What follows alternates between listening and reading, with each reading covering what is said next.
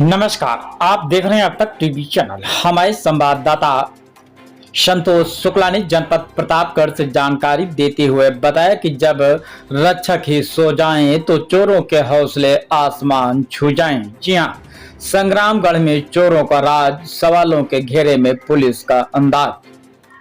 कहते हैं कि जहां कानून की आहट होती है वहां अपराध सिर उठाने से पहले 100 बार सोचता है।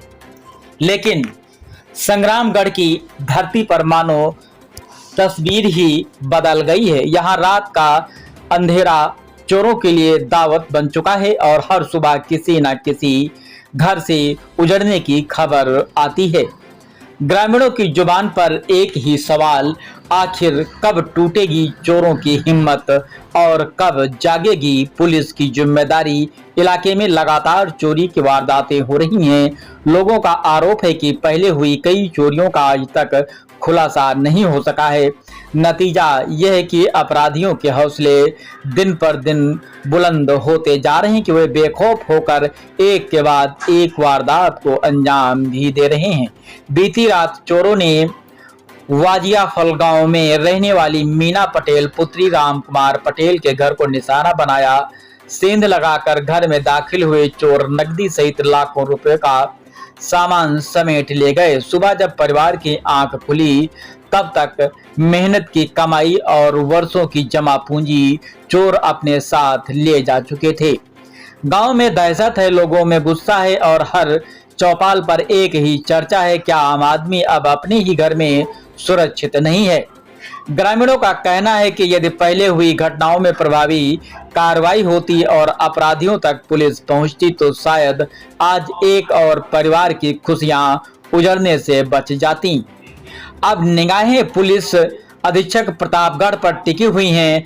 लोग मांग कर रहे हैं कि इस चोरी का शीघ्र खुलासा हो, दोषियों की गिरफ्तारी सुनिश्चित की जाए और संग्रामगढ़ क्षेत्र में ऐसी पुलिसिंग दिखाई दे जिससे कि अपराधियों के दिल में कानून का डर और आम जनता के दिल में सुरक्षा का भरोसा लौट सके। रातें अगर चोरों की होंगी तो सुबह सवालों की होंगी। जनता जवाब मांग रही है, आखिर यह जिम्मेदारी किसकी।